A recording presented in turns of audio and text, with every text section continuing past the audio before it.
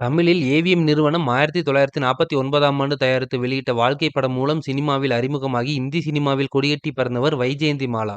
ஜெமினி கணேசனின் வஞ்சிக்கோட்டை வாலிபன் படத்தில் அவரும் பத்மினியும் ஆடும் அந்த ஆவேச நடனத்தை மறந்துவிட முடியுமா என்ன?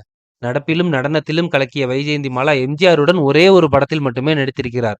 அந்த படம் பாக்தாத் திருடன். அமெரிக்க திரைப்படமான the princess who was a thief என்ற ஆங்கில படத்தின் இன்ஸ்பிரேஷனில் உருவான படம் இது.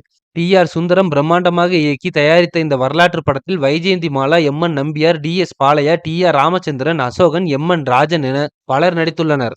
இந்தி நடிகையும் நடன கலைஞருமான ஹெலன் ஒரு பாடலுக்கு ஆடியிருப்பார். அந்த காலகட்டத்திலேயே அதிக பட்ஜெட்டில் பிரமிக்கும் செட் அமைத்து உருவாக்கப்பட்ட படம் இது.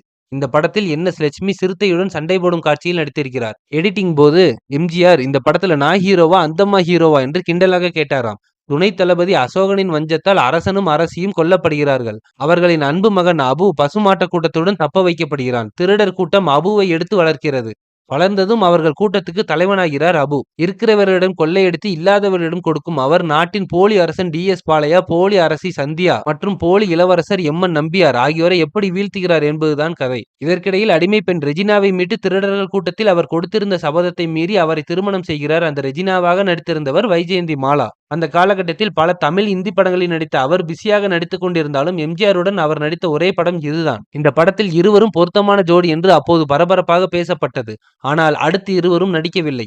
பொன்னியின் செல்வன் நாவலை எம்ஜிஆர் படமாக நினைத்தபோது வைஜெயந்தி மாலாவுக்கு ஒரு கேரக்டர் கொடுத்திருந்தார். அவர் குந்தவையாக நடிக்க இருந்தார். ஆனால் அந்த படம் டிராப் ஆகிவிட்டது.